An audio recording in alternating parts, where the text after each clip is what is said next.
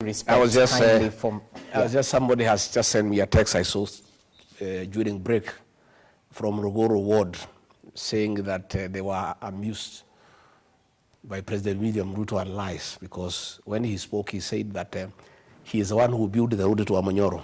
And somebody had just said, to the people, they are just laughing, he's such a liar. That road from a place called Maroa, Gatunganga, State Lodge, Kiamariga, Karandi, Wawambui, Wamunyoro, Irori, Mukavuru, was funded by President Uhuru Kenyatta in the year 2019. I commissioned that road in the year 2020. And that road was constructed long before William Ruto was elected president. So the people of Wamunyoro and the people of Rugoro are saying he's such a great liar, and he should be doing his homework before he lies to people, because anytime they see him there, and I say, Maile Mutu ni muongo sana. Now, I want to give you three things that we disagreed with William Ruto. And it's important briefly, because yes. now that he spoke the other day trying to say that he disagreed with me because I wanted 10 billion, I think it's important now that I tell the people of Kenya. I had a serious disagreement with President William Ruto about Sudan. You know we have a problem in Sudan. There is a rebel movement called RSF. And the leader of that group is called Hemeti, has been the vice president of Sudan. So in 2023, William Ruto called me to his office and told me that diplomatically, a president can only invite a president to visit him, and he has a friend who is a vice president and he cannot invite him. So he wanted me to invite him on his behalf. I recall you said this. And he had a letter. Yes. I signed that letter, and Hemeti came, and we met, we discussed about Kenya and Sudan, but that was not the purpose of the visit. I took him to the president. Later on, I realized they are doing business. After some time, it came clear to me that the international community had placed international sanctions against Hemeti because of genocide, killing women and children, displacing people, and no other crimes against humanity. So President William Ruto called me again and told me to invite Hemeti again. And I told him, Mr. President, this is a butcher of women and children. And he is using our country, through your friendship, to bring gold from Sudan, clean it in Nairobi, take it to the Middle East, use the funds to buy arms to go and kill people in the Sudan. I told him, Mr. President, I am a father. I am a Christian. Just the way we are killing our children here through abductions, I cannot be party to what is happening in the Sudan, and I cannot invite Hemeti here because he's coming here to clean his gold here, sell it in the Middle East, buy arms, go and kill children. I said, I will not. He said, you must. You are my deputy. This guy is my friend. We are doing biashara. Do you know by him not coming here what I'm going to lose? I said, Mr. President, I'm not going to do it. I'm not going to invite that man here. So you invite him yourself or do whatever you want. He said, wewe Rigathi umekuwa mjeuri. I am instructing you to sign a letter here to invite a vice president of a country. You say you cannot. I said, I will not. This man has international sanctions against him. This is a man who is butchered, Mr. President. I'm a Christian. Stood down. And then he told me, well, Taniona, I am tired of you. You are a very difficult character. You are the worst mistake I've made in my 35 years of politics. I regret having nominated you as my deputy. You are a very difficult character. I am president. I'm telling you to do, and you say you are blackmailing me that you are going to disown the letter. I refused. I want to say this. For the deaths occurring in the Sudan, the real commander of RSF is not Hemeti, it's William Ruto, because for a movement to succeed, it needs money. The money from gold is being cleaned through Kenya to buy arms, to go and kill women and children. And you know my next question would be to substantiate these claims. But I'm saying this guy was here, his movement was here the other day. That's in the public Listen, no, I'm asking you. This man has international sanctions against him for genocide. True. He has been given a safe haven in Nairobi. He was here forming a government in KICC. That cannot happen without William Ruto. And I want to tell the international community. But the claims of doing business. No, everybody knows that he is selling gold through Nairobi. You may pretend not to know, or No. I'm not pretending. Don't shoot the messenger. Everybody knows. I'm just trying to find out. Everybody claims that the president is doing business. Everybody knows that why William Ruto is having relations with Hemedi through Nairobi is for the gold business. And the gold business, the proceeds are buying arms to butcher children and women. And I want to ask the international community, I want to say I'm available to give evidence, and I want to tell the international community, it is pointless to levy sanctions against Hemedi. The person you need to levy sanctions against is William Ruto. And this thing of Sudan will be sorted out, because if there are sanctions against William Ruto, he'll stop entertaining Hemedi. Gold will stop being processed in Nairobi. There will be no money to buy arms to go and kill children and women. Number two. How is this gold being cleaned in Nairobi? Because unless you were party to it, that's what I'm trying to find out. I was deputy president. So should we treat it as allegations? I was deputy president. Okay. I know what goes on in this country. I have a lot of information. Even today, when I'm out of government, I have serious networks within this administration. There is nothing that goes on that I don't know. Okay, we'll treat it as allegations. Proceed. Again, another issue is Kosovo. Yeah?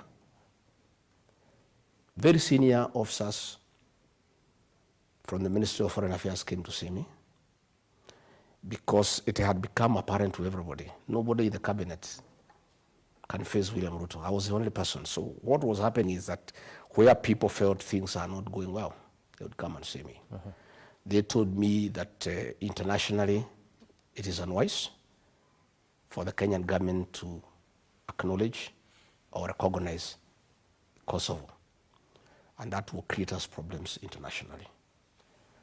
And they say, we want you to talk to the president, because none of us can talk to him because he's adamant that we need to recognize Kosovo, and it will create us international problems. And I went to see the president, and I said, Mr. President, senior officials from the Ministry of Foreign Affairs have come to see me over this matter. And he was mad. He was in a rage. He wanted to know who they are. I said, I cannot tell you because you'll fire them. But this is information. Please don't do it. It will soil our image. He said, go to hell. I am the president. I make decisions in this country. And if you don't like it, you can quit this government. And Rigathi, please, keep off foreign affairs. Wefanya kazi yako ya naibu wa rais. I say, Mr. President, these are concerns that have been raised to me. This is about our image internationally. Yeah? And I think it is only fair that you listen to me. Only for me to come and hear is later that the president and the president of Kosovo are having a business deal in Mombasa, over a hotel in Mombasa. Which hotel is this? Let me give you the name. It's just it's escaping my mind. Now we're talking. Okay. It's escaping my mind. And so, because of commercial interests, yeah, by the president, commercial interests by the president, as a country now, you have heard what has happened. Zambia is up in arms. Yeah. Moscow is up in arms. Yeah. It's the Dolphin Hotel. In Mombasa. The Dolphin Hotel is a joint venture between President William Ruto and the president of Kosovo. And because of the president's commercial and selfish interests, we are now in trouble with Serbia. We are in trouble with Russia. I mean, this is not right, you know. And he really hated me for raising that matter. Okay. And he was very bitter. Again, you know, he's also interfering with the DRC. And I can confirm that he is creating problems in DRC through involvement with M23 because of his interest in gold business in the DRC. And as the chairman of the East African community, William Ruto cannot solve any problem in this region because he is an interested party because of commercial interest. And that is why you found that our embassy in Kinshasa was attacked by the people of that country because of our involvement, in the internal affairs of that country and involvement with the rebel movement against a legally established government. Right. So these are things that the president and I were disagreeing from time to time. Because I told him, again, people from foreign affairs came to see me. I went to see him. Again, he really told me off, and told me to keep off foreign affairs and leave it to him and the Minister for Foreign Affairs. I said, Mr. President, this has to do with the stability of our region. So I want to say to us, the international community, to put an eye on this country. We are not going to have peace and security in this region unless they rein in on the impunity of William Ruto and his appetite for commercial ventures in the region. Because of his appetite for commercial ventures, he is putting country in an embarrassing diplomatic position and is endangering peace and security within the region. And these are things I raised with the president because nobody else could face him. Musalia cannot face him. Nobody else can face him. They all tremble when they see him. Even when they know what he's doing is wrong, nobody else can face him. And that is why he had to get rid of me because I was becoming an irritant. Every time there are issues, I raise it with him. Okay. And yeah. So you've mentioned Dolphin Hotel, and we'll definitely try and look up at the ownership of that hotel. Oh, you'll never see it. It will be hidden. There's a lawyer called Adil. He'll have fixed the proxies. You will never get to it. But I've told you, let the president tell us that the president of Kosovo is not involved in that venture. Okay, and just to clarify, the DRC embassy was attacked due to the president's statement when he said he had called Macron the president from France. The real thing is his involvement. The real thing is his involvement in matters DRC and his dalliance with M23. Where's the evidence? At the end of the day, I'm a journalist, so I'll have to try and you need to dig a little bit further. I've given you the angle. You need to do a bit more investigative journalism, and you'll come and tell me what I'm telling you is the truth. Okay, so in retrospect, because you seem to corroborate with what the former CS Justin Muturi said in an interview last week Friday, if I'm not wrong, where he said the president is irredeemably corrupt and is unfit to lead this nation. So from where you see it, how much has Kenya lost due to these dealings by the head of state? Well, Kenya has lost 38 billion shillings to Italians on Arol, Kimorel, and Itare Dam. President William Ruto says Muturi is incompetent. That is a lie. Muturi was a very competent Attorney General. He's a patriot. He is a hero to this country. President William Ruto had serious problems with Justin Muturi because he would never agree to give a nod to corrupt deals. Justin Muturi was ordered by President William Ruto to sanitize Arol and Kimorel, and he refused. And the president said the case between us and the Italians, we had a very weak case.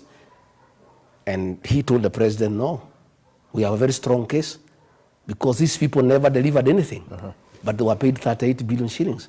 So we have a strong case. He said, no. The criminal charges against those people were withdrawn by Nurdin Haja's DPP.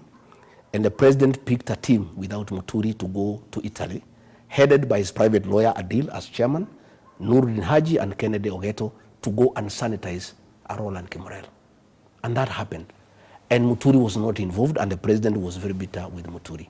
In fact, I heard him saying Muturi is incompetent. One day, I heard something. We were in a place called Kanyambora on the 7th of August 2024. That is just after he had removed him as AG and appointed him as Minister for Public Service. So I heard him telling the Muslims that he had a very incompetent AG. He has double speak. This is what he told the people of Kanyambora. William Ruto says different things depending on whom he is talking to. When he wanted to please the Muslims of their issues, he says Muturi is incompetent. But when he was in Embu in Kanyambora, to please the people of Embu, he says something different. He says, asanteni sana watu wa Kanywambora kwa kunipatia huyu Justin Muturi. Amenisukumia sana mambo ya sheria. Sana nimempatia kazi ya kunisimamia wafanyikazi wote nchini Kenya. He was saying how competent he is. One day, President called me and he was in a rage. Actually abusive. Wewe Rigathi, huyu mjinga mbere huyu naitwa Justin Muturi ni mjinga sana. Can you look for him? Umwambie I am his appointing authority, mimi ndio rais.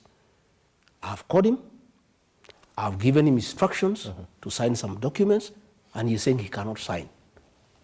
You tell him, kama utamuongelesha Kiembu, umuongelesha Kiembu kama ndio atasikia, ya kwamba if he does not execute those documents, I want his letter of resignation akifika Nairobi. This is while he was AG. Yeah.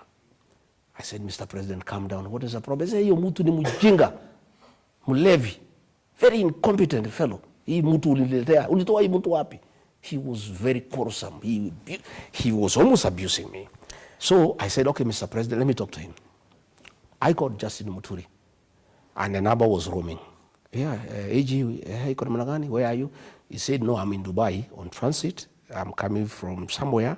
I'm on the way back to Nairobi. I said, the president has called me and he's very bitter that you are disobeying him and there are things he has asked you to do and you are not doing. Why are you disobeying the president, Mr. AG? He says, no, president has asked me to sign them documents in the lobby of an international airport. Documents I have not seen, documents I have not verified, documents I have not authenticated. I mean, DP, how do I sign things I don't know? And it's about $1 billion US, and these are things that I don't know. And these people, DP, I'm very unhappy. They called staff from my office. President is telling me, your people have worked on it, just sign. And nobody told me that they have called people from my office. I cannot sign. He said, the president says you resign when you come. He said, no problem, I'll resign, but I will not sign. Nikanyamaza. So nikaenda kutafuta president baadaye. Nikamwongelesha polepole nini huyu Muturi amesema ya bana hiyo mtu ni mjinga. That man, where did we get this man from? He's a very difficult character and he is really sabotaging my programs. Hii ni maneno mimi nimepanga ya climate change, and now he is frustrating, I said okay, I left.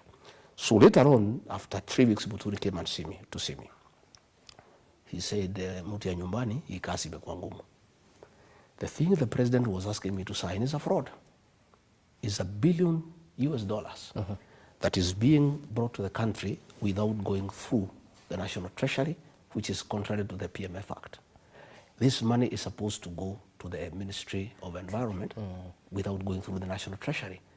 I have done due diligence. The owners of that farm have criminal cases against them. And there are people who are involved in money laundering. And from my investigation, this is money laundering. I'm not going to do it. So I told the president what he has said. And he was very bitter. And do you know what has happened?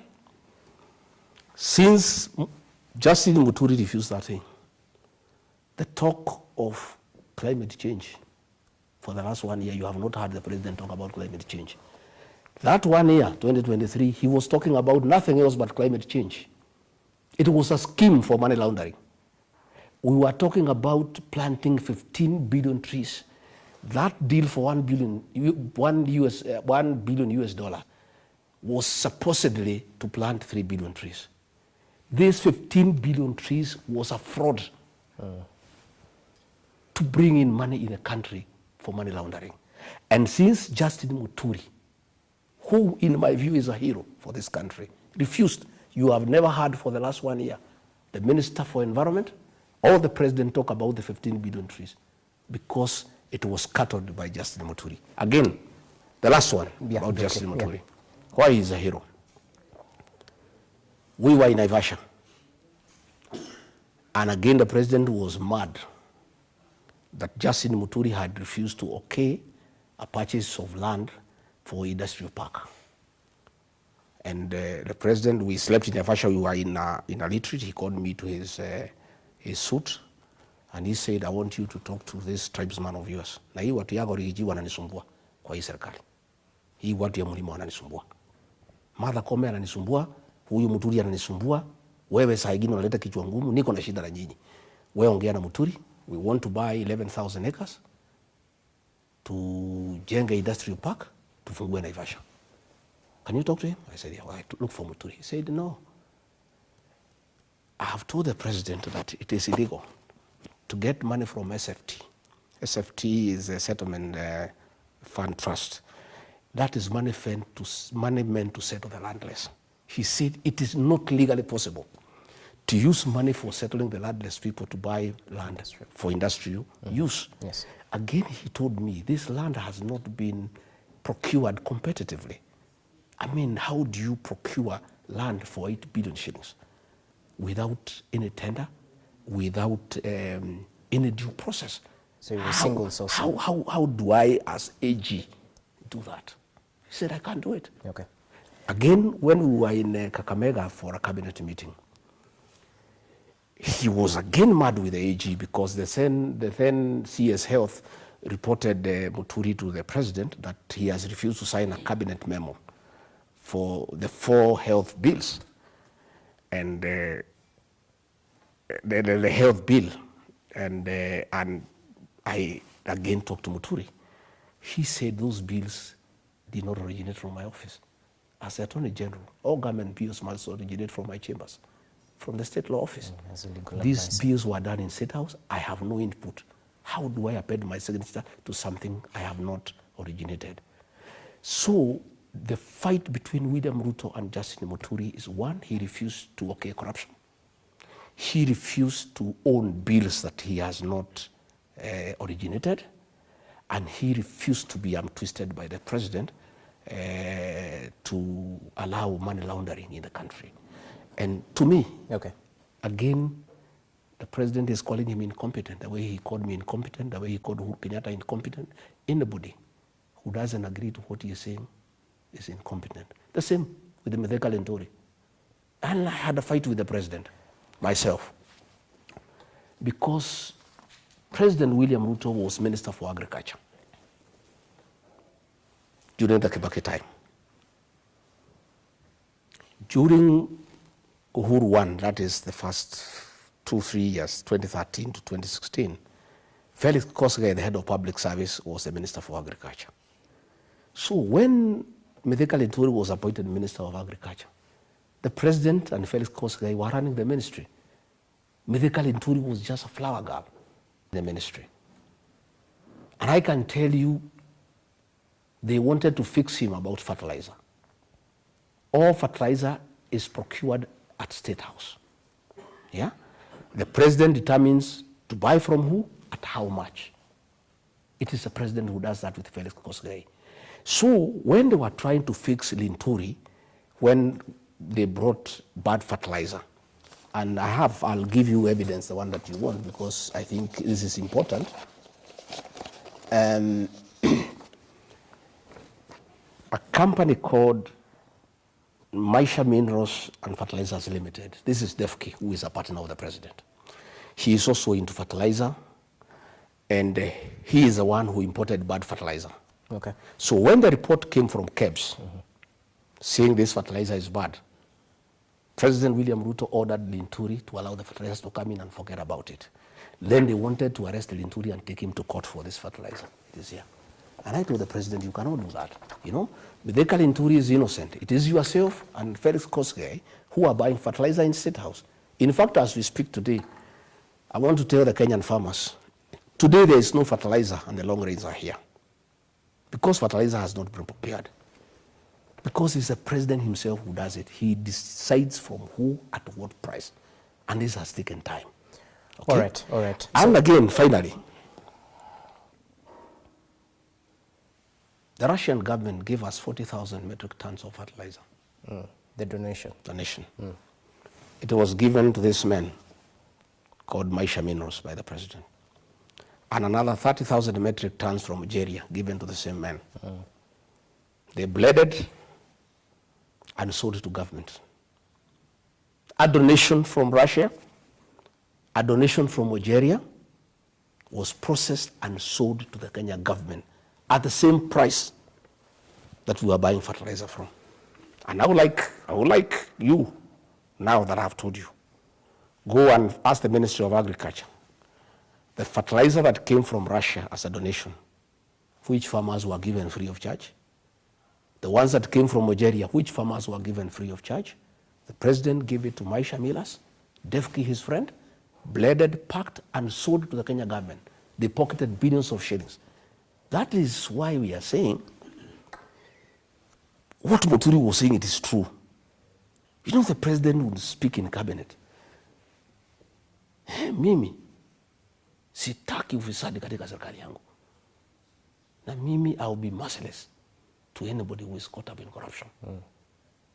You know, people will just look at him because all the procurement in this government is done by William Ruto. In fact, in cabinet, behind the scenes, because nobody could speak openly except me and maybe Muturi, the president in cabinet, behind him, is known as the principal procurement officer of the Kenya government.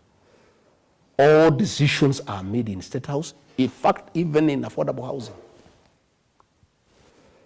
All the contractors are decided in State House.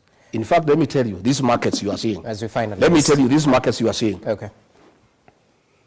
They are being built with money from the housing levy because we are not able to absorb money for the housing levy. And that is illegal, of course, because the money was collected for housing, but it's doing the markets. Why the president cannot agree to give this function to the counties? You know, markets are a devolved function. It's because of the procurement aspect. He is the one procuring the people who build these markets.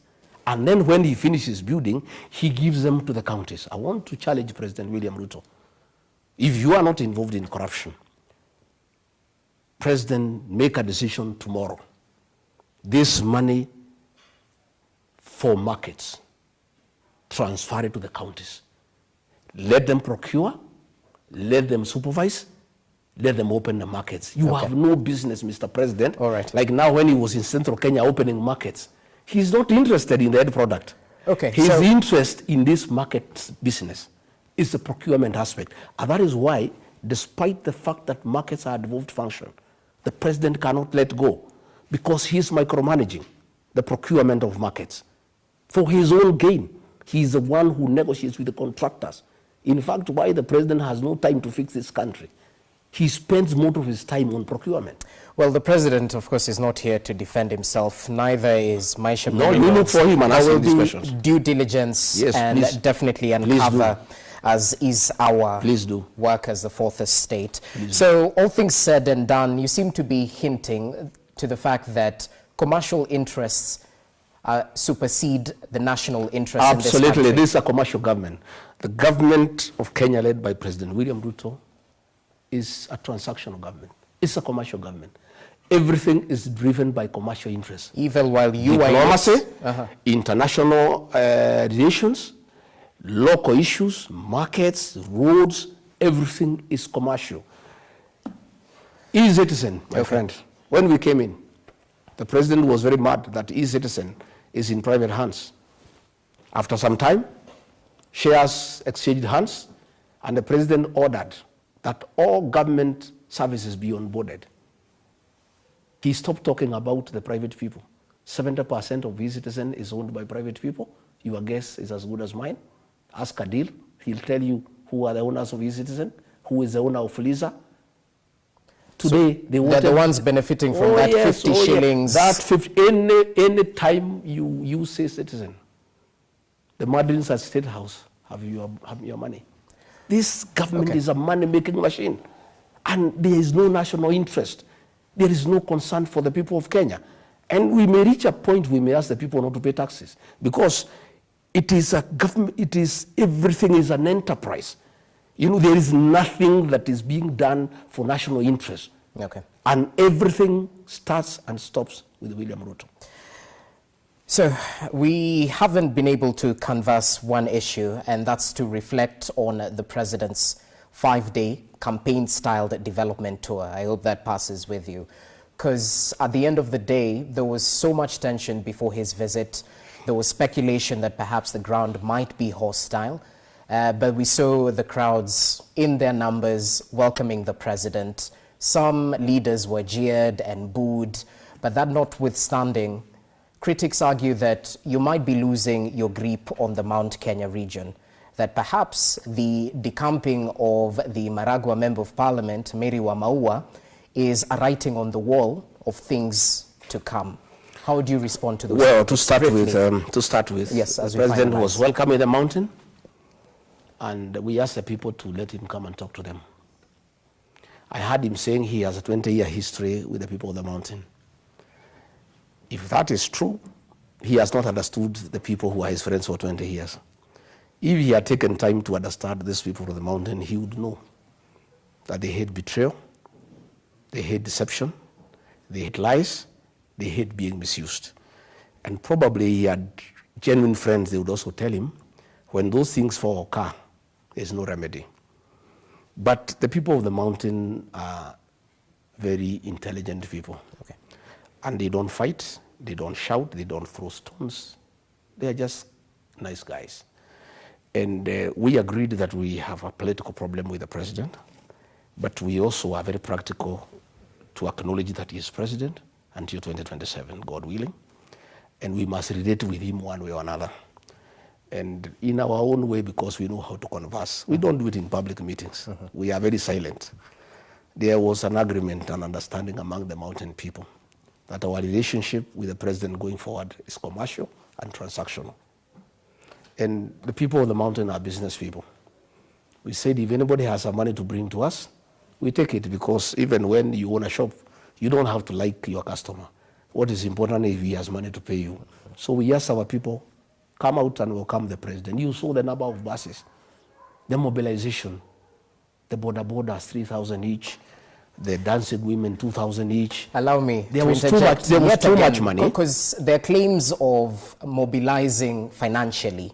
The president's men yesterday disregarded these claims. No, that is okay. But you saw the clips. You saw people being coached what to say. You saw money changing hands. I didn't see. That's why I'm asking. But you have the evidence. I'll give you the clips. You have seen people saying we were promised 2,000, we were given 1,000. But we are saying it doesn't matter. The president is happy. He got good photographs. He got good options. And that is fine. He's welcome again in August.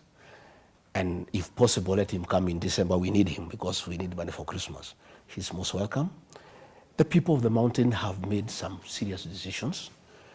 Those decisions cannot be changed by anybody. They cannot be changed by anything. And we are not fighting. I am not fighting with the president for the control of the mountain. I heard he said he's the king of the mountain. Let him be the king of the mountain. And if he's the king of the mountain, he did not go around. He should have just used his chopper, go to the Lenana Peak and pronounce himself as king. If he wants to be the king of the mountain, let him proceed. About, I don't know, MP decamping from where? The people of the mountain don't follow leaders. It is the leaders who listen to the people and where they want to go and align. That is what I do myself all the time. So she listened to the people and decided to decamp. I'm saying, if that is what the people told her, yeah. That's what I'm saying. Okay. If that is what the people told her, it is fine. But what I know is that the people of the mountain are not led. They tell the leaders where to go. So if the president believes he has the ground in the Mount Kenya, he's the president. If he believes he's the kingpin of the mountain, so be it, as we are not bothered. All we know is that we have agreed on how to go politically. The people of the mountain have told me that we made a mistake to go to an election without our own political party. They have said that will never happen again. They have asked me to form a political party, a national one, which I have done, which will be announcing in May. That is what they have told me. Again, they have told me that they will not agree to be divided, and our vote will go to one basket. That has been agreed. Again, they have told me they are aware the president wanted to isolate us, and that is why he had a meeting in Mount Elgon, where the MP for Webuye announced where the president was there, that they will unite everybody to isolate the mountain. They are aware of that, and therefore they have told me to look for friends, and I'm doing that, and things are going on very well. About what will happen politically, that is a story for another day. Let's keep on observing. Okay. And are we asking the president? He came to the mountain. People of the mountain welcomed him. Nobody disturbed him. Nobody jeered him. Of course, his cronies had a very difficult time in Nyandarua and Lari and Githunguri. And why they had a problem in Nyandarua, Lari, and Githunguri, those three places are unique. Nyandarua is the home of the Mau Mau struggle. Lari is where we had the Lari massacre. Githunguri is where the independent church started. That's where this struggle for independence started. The people of the mountain had a big problem with the traitors and collaborators than the white colonialists. Because the collaborators and the traitors made them suffer a lot. The people of Nyandarua and Lari and Githunguri cannot stand traitors. That is why you saw that reaction. Okay. They didn't have a problem with William Ruto per se, in terms of showing that they are unhappy. But people who have betrayed the community, the people of Lari, the people of Githunguri, the people of Nyandarua could not hide their feelings. And as we finalize on this, just briefly, you mentioned that the mountain has left the Kenya Kwanza administration, specifically the UDA party. To the rest of the country who are watching the masses and the claps and some instances of boos and jeers, does it poke holes into your submission that the mountain has really left the mountain? I don't know. That is subjective. But let me also tell you, even William Ruto, yes, where he sits, if he is honest to himself, he knows he was talking to his money. He was talking to his money, and a man can do what he wants with his money. He could have put the money in a big heap in State House and talk to it, or decide to take it to the people, give them, and put them together and talk to them. That is his decision. Okay. And he can come to the mountain. The meetings will be as big as he wants, depending on how much he wants to invest. The quality of the meeting, the clapping and the cheering, will be determined by what he wants to invest.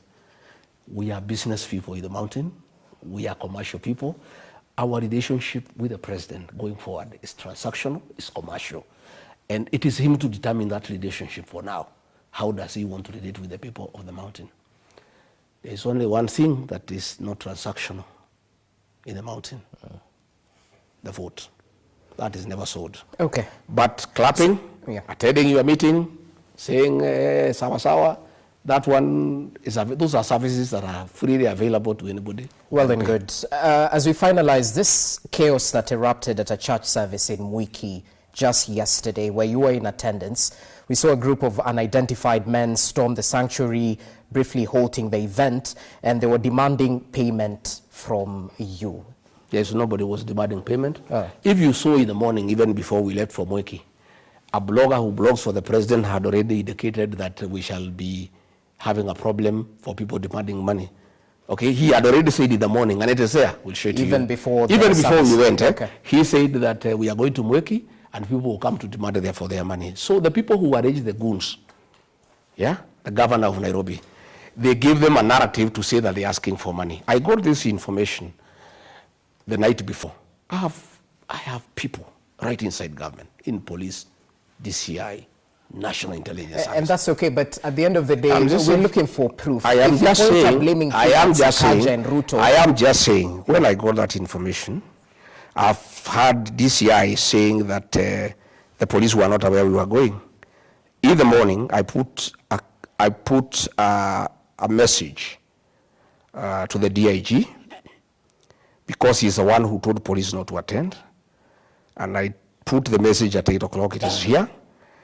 So he cannot say they were not aware because I told him. And I told him exactly who has arranged this violence. And I told him what his role is in the matter. And it is not the first time goons are being organized against me. If it was the first time, they organized goons in Limuru, today I've heard this, I say they are investigating. Limuru, it happened in November. Nobody has ever been arrested, despite the fact that the people are known and they were there in pictures. They attacked me in Shamata in December. An inspector of police who threw tear gas at me, he has never even been transferred. In Nyeri during the ACK, goons that are known were there. So what is happening is that the president has been cheated by his cronies here in the mountain, that the mountain can come back if you get rid of Rigathi Gachagua. He is the one who is inciting them. And if Rigathi is not allowed to move around to incite the people against you, you can recover the mountain. So let's do everything possible to make sure he doesn't go anywhere. For his information today, I want to tell President William Ruto, I don't need to have to go anywhere for me to talk to the people of the mountain. The people of the mountain have a way of communicating without going to a public rally. And decisions are made and agreed on, and that is what is happening. When you decided you are coming to the mountain, we communicated people to come out in thousands and pick your money, and that is what happened.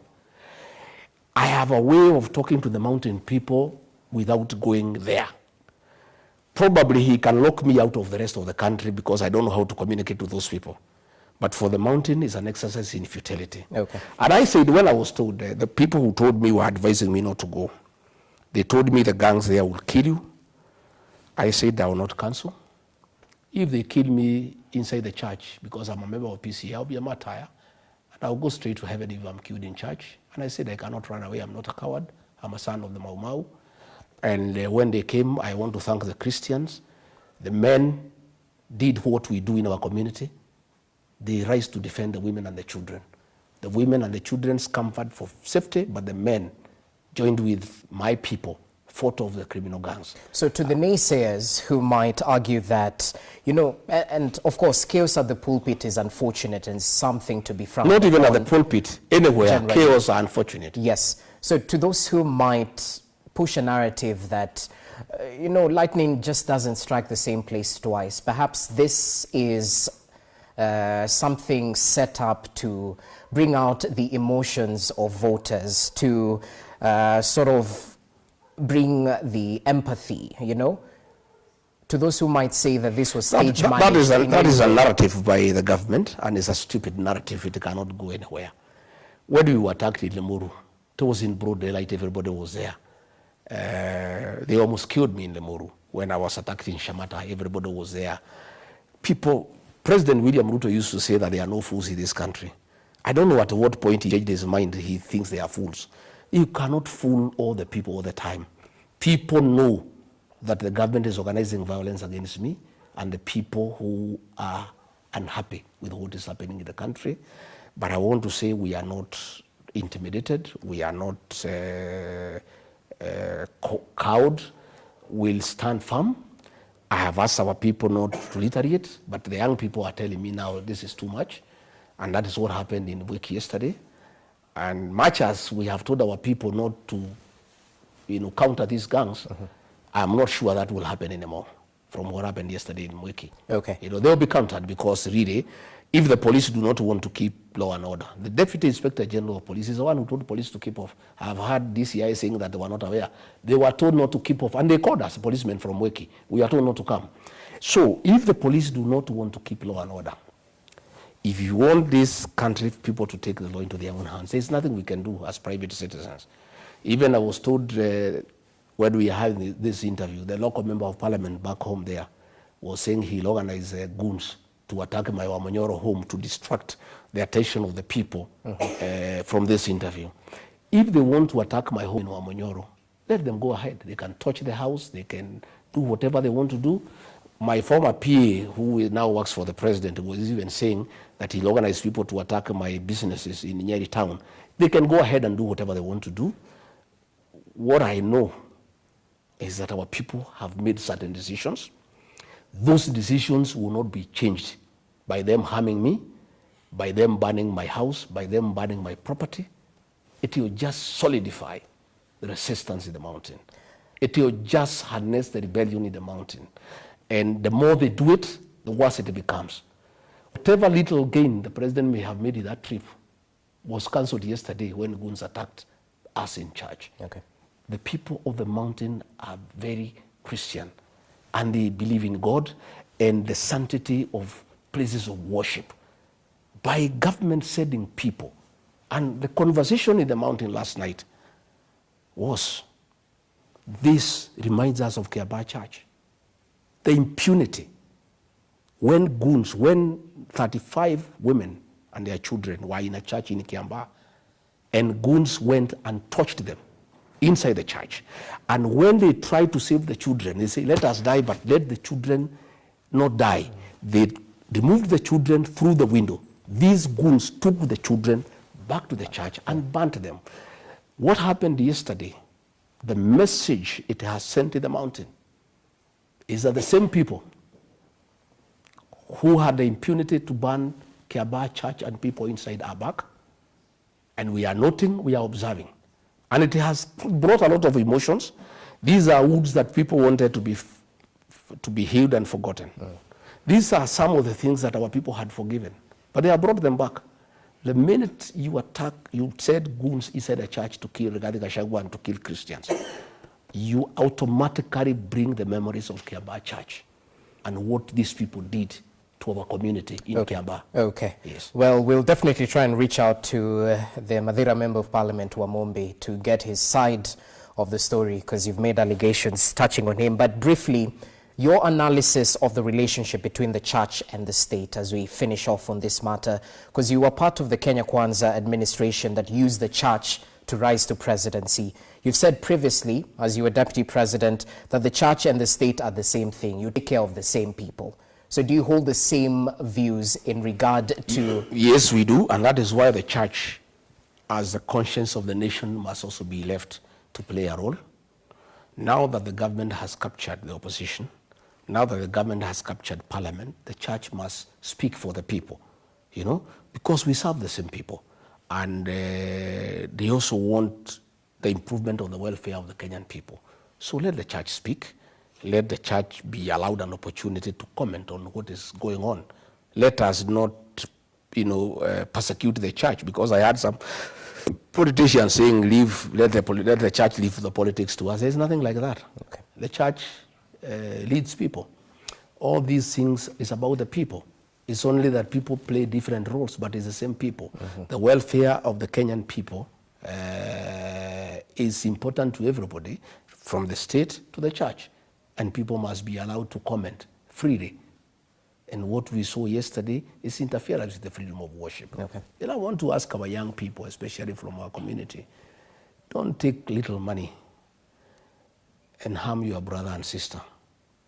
You know, it's unfortunate that these people, the government is taking advantage of people who are not employed to really misuse them and give them money to harm other people, destroy property. I would like to plead with our young people, much as I know you are jobless and you are having problems, there is still an opportunity where you can earn some money without hurting somebody else, without destroying property, without creating chaos, without creating mayhem. Right. There is still that opportunity. The clarion call has been received. So, in terms of freely commenting, I'd like you to react to a comment by the CDF General Charles Kahariri, who not too long ago questioned the Ruto must go chance in reaction to the digital space being used for digital dissent. Not too long ago, equally, we saw the Inspector General of Police during a political gathering. He spoke briefly away from politics, but his presence spoke a lot. He mentioned that he was there for security, to plan the security ahead of the president's visit in the region. But if you put these two things together, as much as the police is independent and the military should be apolitical and not suppress the freedom of speech, don't you think that this Ruto must go chance can actually incite an unconstitutional action? I don't think so. Ruto must go is a clarion call for preparing people for the general election. Moi must go was there. Moi was not even a candidate in 2002, but it was there because he had a project. That did not lead to any unconstitutional change of government. I think people are just gearing towards the election, and our constitution guarantees the freedom of expression, freedom of speech. If you feel dissatisfied with the performance of William Ruto and you say he must go, you have committed no crime. You will be able also to express yourself on the ballot. What the CDF said is very unfortunate. You know, the military is most trusted institution in this country, and our military is very professional and is respected. That is why you find we have been called to oversee peace missions by the UN, by the AU across the world for years. you know, because our military has been very, very professional. That's why you find even when the military came to the streets during the Gen Z were marching with the soldiers because they have confidence in them. I don't want to advise General Kahariri, but having worked with the President William Ruto, I want to tell him to be very careful. I saw the way IG Japheth Kome was set up by President William Ruto during the Gen Z protest. He set him up, go and say this, go and say that, go and say this. And then when there was too much pressure, he called him in my presence and asked him to resign. Probably the general has been told, go and say this so that there is public backlash, and probably prepare a way for his exit. I am not sure, but let him be careful because I know President William Ruto. IG Kanja spoke in Kikuyu in Nyeri asking people whether they are happy that the president has come. He has no business as IG to go and market the president in Nyeri or elsewhere. That is not his work. And even if he was there to keep security, that also begs a question. How insecure was the president that he needed the IG himself to be in charge of his security detail? It has never happened. I see the regional commanders take charge of the president when he is in a region, together with the presidential escort commander. I've never seen an IG take over, the security of the president, unless you tell me that the president was having a serious challenge in Nyeri. What I know is that Douglas Kaja was tricked by Mr. Yesa to come on top of the vehicle and speak so that they can set him up for public backlash, so that if they want to exit him, they have somewhere to start. That's the way they did to Japheth Kome. I want to ask IG Kaja, I want to ask General Kahariri, be careful. The president has been a purge of people from our region. Probably you are being set up, and you be careful. Be very measured in what you say. Remain very professional. Please don't allow the president, don't give him an opportunity to find a reason to exit the two of you, because I know him and I know what he's up to. I have seen the way he's going. The other day, he removed our 5 chairmen, Dede Nyoro, Wanjiko Mohea, James Gakuya, everybody. He removed John Metho, he removed Nyoto, he removed Murango, he removed Karungo Thangwa, and replaced them with people from Western, people from Nyanza, people from Coast. The president, since he removed me, has just been removing everybody. And one of the things we used to disagree with him, I would never allow him to remove our people. And since now there is nobody to defend, because his assistant has confirmed publicly that he has confirmed publicly. So he cannot fight for the mountain people. The president will do whatever he wants. So General Kahariri, IG Kaja, please be careful. Don't set yourself up for slaughter, because I can see when I look at the public outrage, probably the president has just tricked you to make some funny comments so that he sets you up for slaughter.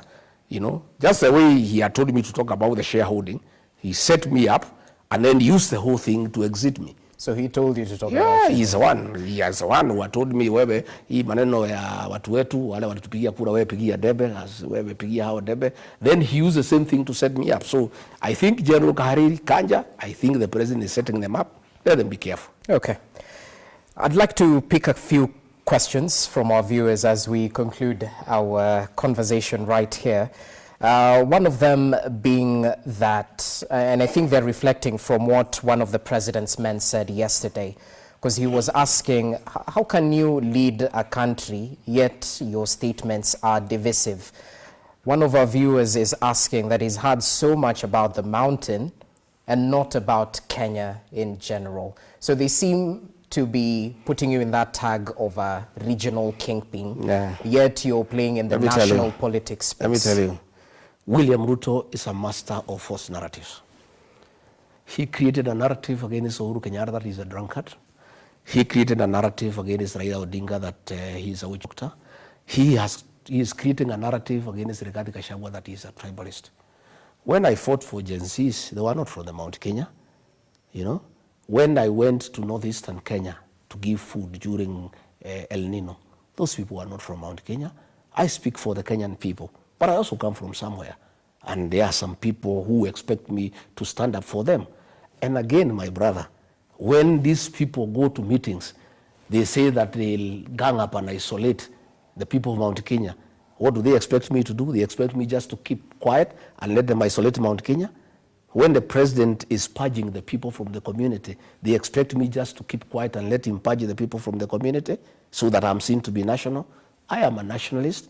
When I talk about the payslip holders, when I say the president has raided the payslip and a new administration that I'll be part of will restore the dignity of the payslip, is that about Mount Kenya? When I say Kenyans are being overtaxed, is that about Mount Kenya?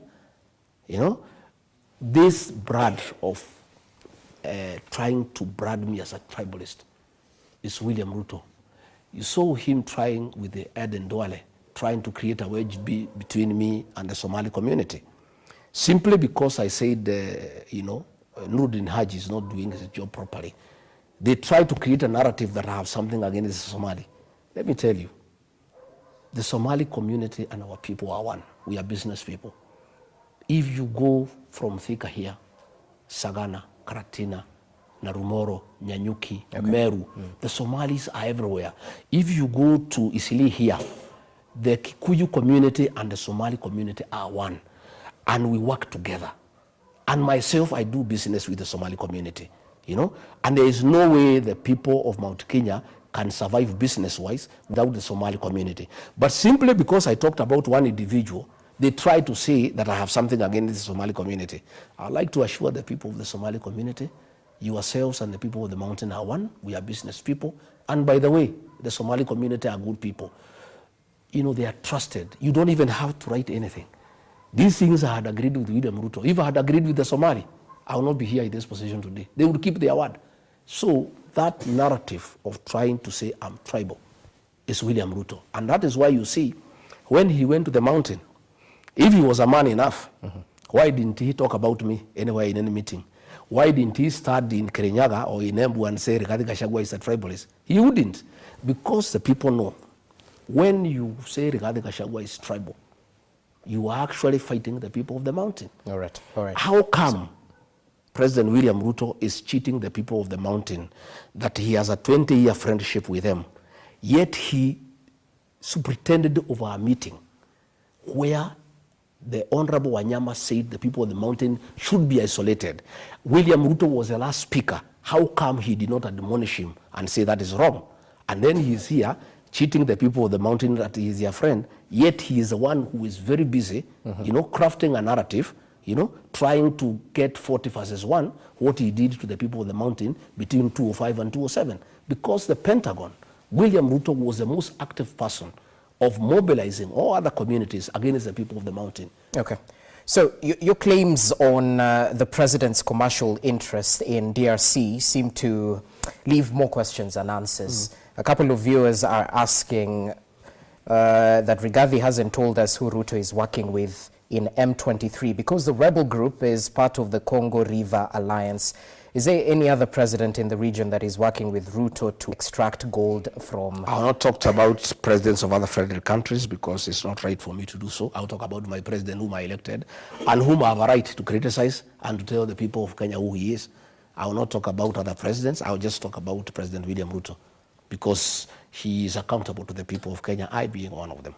So how is the president involved in these gold dealings in DRC? He has been having meetings with M23. And that so is having why, meetings substantiates... What do you think, what would you be discussing? It could be a peace process. What peace process? I mean, how can you do a peace process outside the Uhuru arrangement? The Rwanda, yeah. I mean, let him work through President Uhuru Kenyatta. President Uhuru Kenyatta is leading the peace process. Why is he having a parallel or engagement with the M23? If there is nothing sinister. Someone else is asking, do you believe the president is sincere in sending Raila Odinga to ease the tension in South Sudan, considering that you doubt Ruto's take on Sudan? Well, I talked about the Sudan, not Southern Sudan. Oh, yes. Now he's asking. But I don't know. William Ruto are two different people. What he says in public, what he does in office, in private, are totally different things. And in fact, most people who came to the mountain, like 20%, wanted to see whether he's the same person who used to come and talk to them. Because all the things he told them, he has done the exact opposite. He went to a place there in Laikipia West to open a classroom done by KDF. But the cost of going there, 9 choppers at a cost of about 4 million shillings, more than 200 vehicles. You know, the personnel, the per diem, the whole thing would have put up about 5 schools. You know, people are just looking at him. You know, he went to Nyanyuki, you know, market, and the market was closed from morning to evening to wait for him. It used to happen during the Moi era. And he was not coming to do anything because he's not an engineer, he's not an architect, he's not anything. You know, when he went to Meru, you know, to open a sewage that he had opened 7 years ago in Maua, instead of going to Nithi Bridge and giving a practical solution, because that is what he promised the people. Well, he said before the 2027 election it will be done. But he had said 6 months. And he should stop telling people about to have faith in him. He made promises. You know, if somebody, you know, lets you money and you say you pay by this date, if for whatever reason you cannot pay by that date, you give him a good reason. But you don't get irritated when he says you are dishonest. You know, William Ruto is saying that we should believe in faith, that since he said you do it, we should have faith that you do it. No. Leadership is about being pragmatic, is being practical. He is the one who set the timelines. Nobody set for him. When he said he would do Nithi Bridge within 6 months of being sworn in, he's the one who gave that commitment. He should have gone back to the people of Meru and said, hey, I made a commitment for 6 months. It's not possible. Now he's saying he will do it before 2027. What the people are saying, not just in the mountain, but across the whole country, you know, they are saying, don't say it anymore, just do it. You know, and they are saying, do what Mwai Kibaki did. Don't come to inspect projects. Don't come to launch. Do it, finish, then come.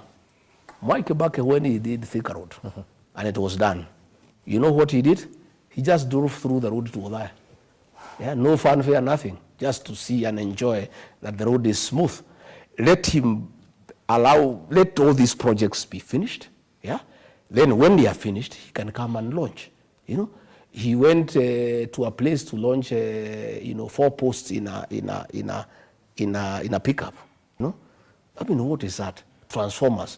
Those are things that the assistant county commissioner can do, because the cost of moving a president, my friend, the cost of moving a president, it's so enormous, and in what he is launching, the movement, his movement surpasses. Yeah, the actual cost of what he's going to see. You find that this cost of this trip that he did in the mountain is in excess of $1 billion shillings.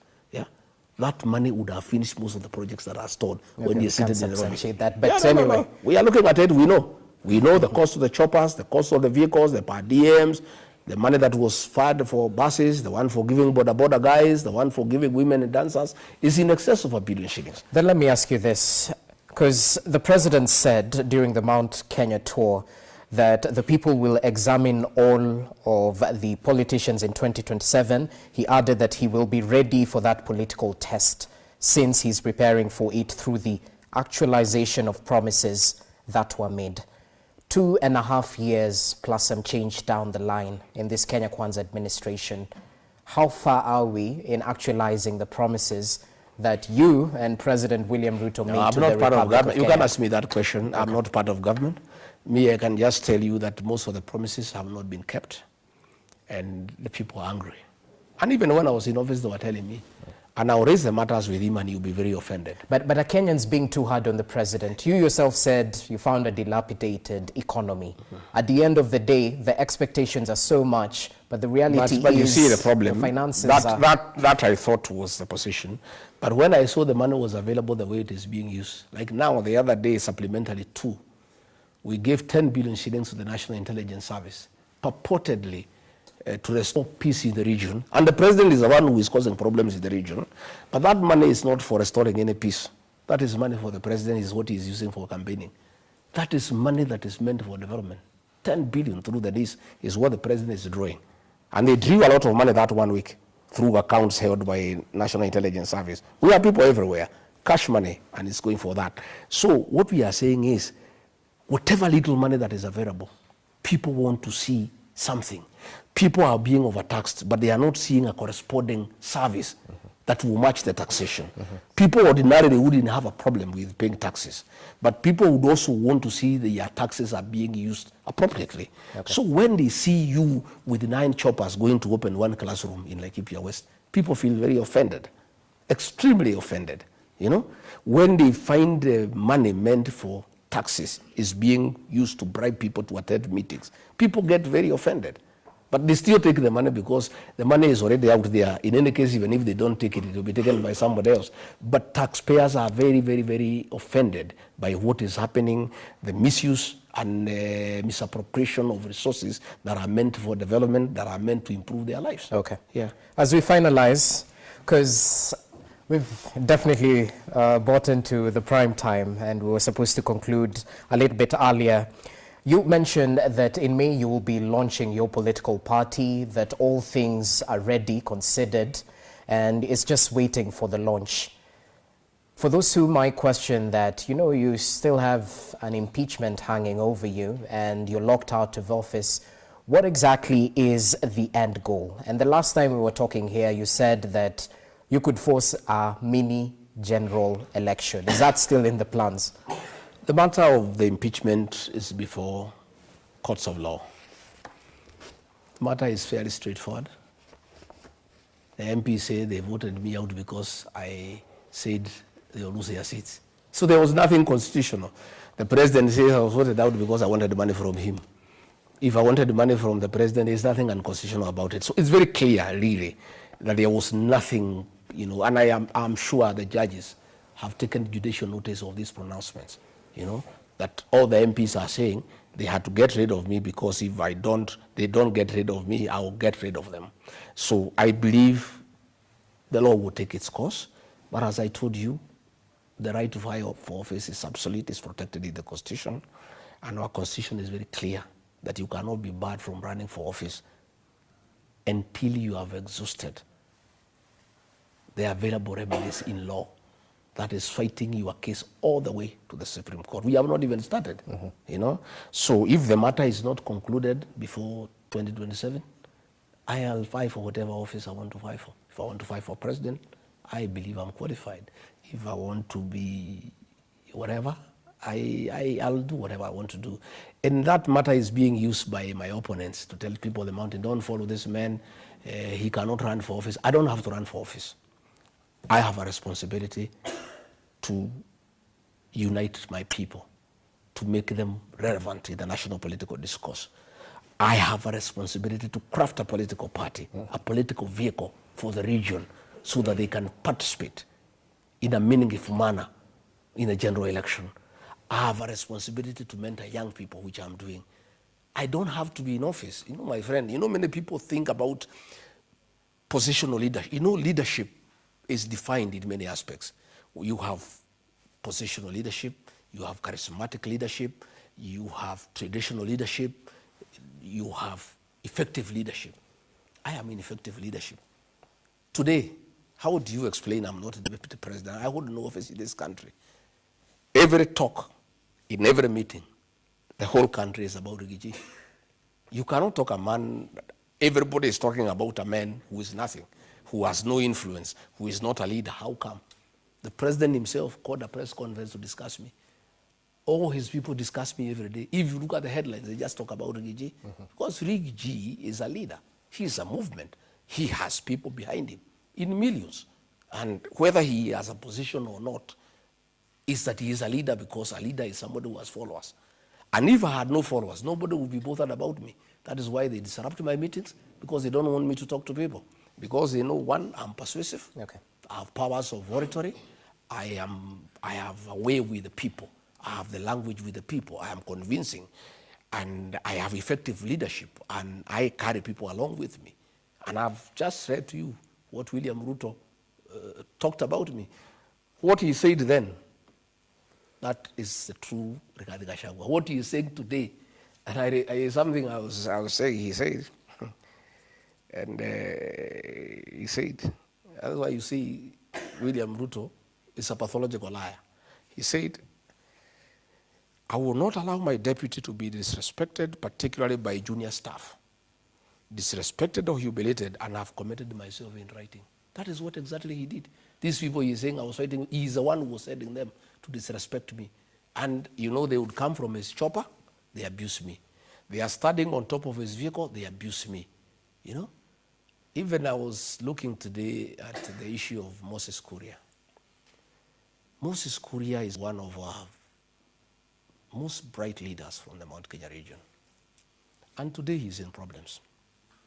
When Moses Kuria was Minister for Trade, he is the one who started the county aggregation and industrial parks.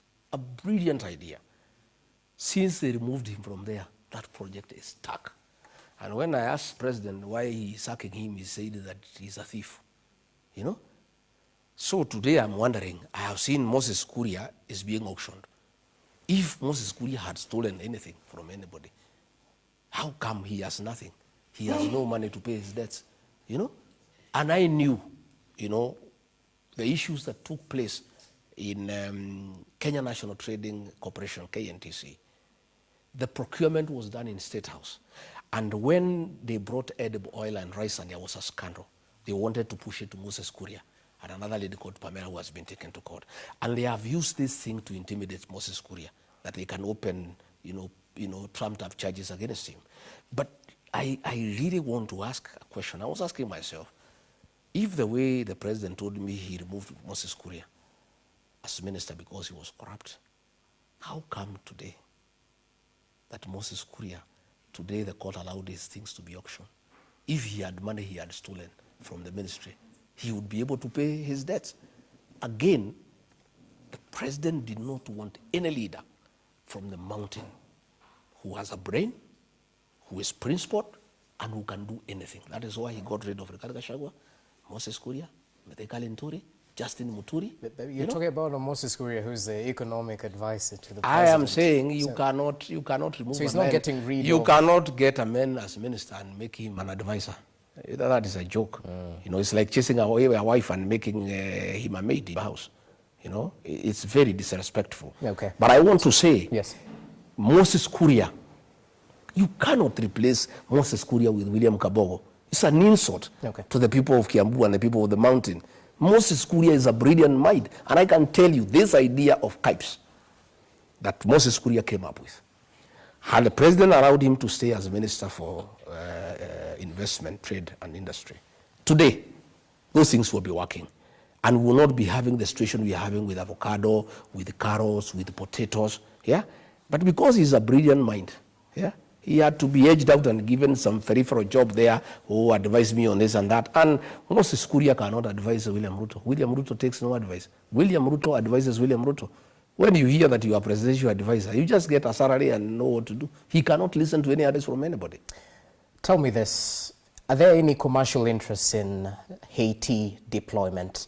Because we've definitely seen a couple of casualties and there was some progress at the initial phase, but it seems the gang-related violence might be surging in Haiti. I sat with the president when he made a decision to take our policemen to the Haiti.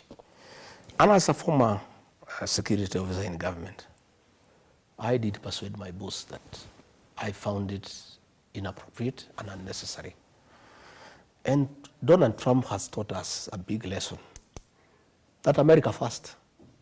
What is the point of us going to help the people of Haiti when we have security challenges in this country? We have problems in the North Rift. We have problems in Wajir. We have problems in Mandera. We don't have enough policemen, yeah, to help our security situation in the country.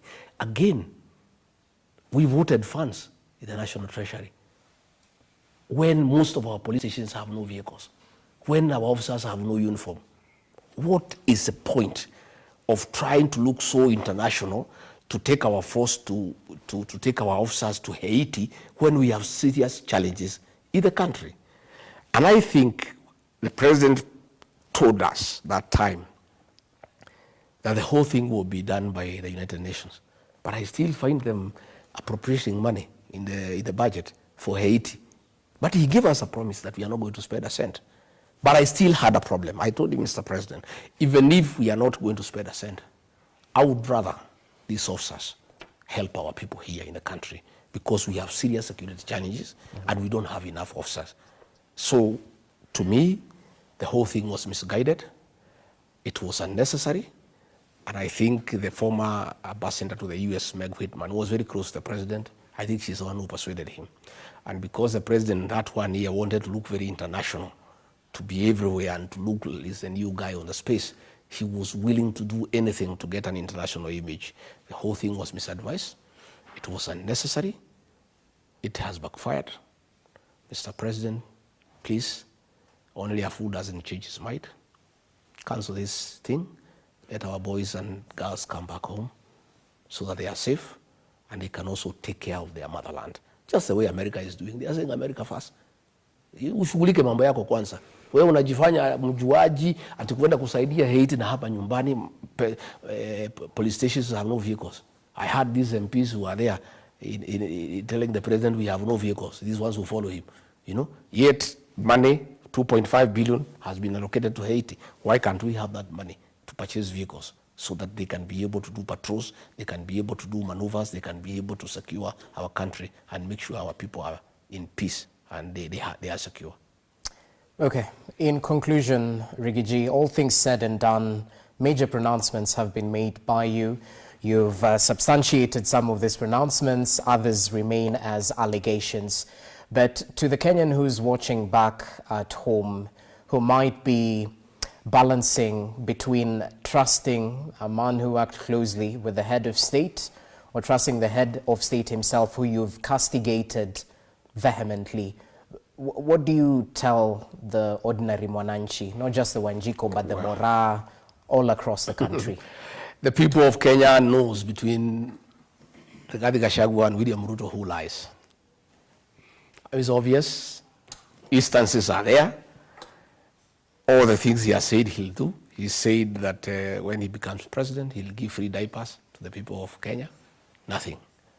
He said he'll supply gas cylinders to every home. He has not. He said he'll put money into people's pocket. He came and took the little that was there and took it to housing.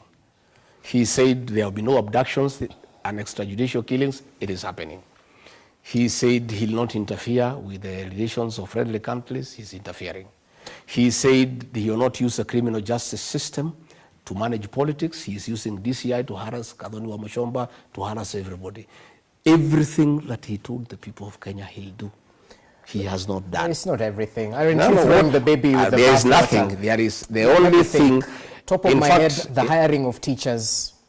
The hiring of teachers against the law. Teachers are supposed to be hired by the Teacher Service Commission. The women rep for Murang'a publicly said that these forms are issued in State House.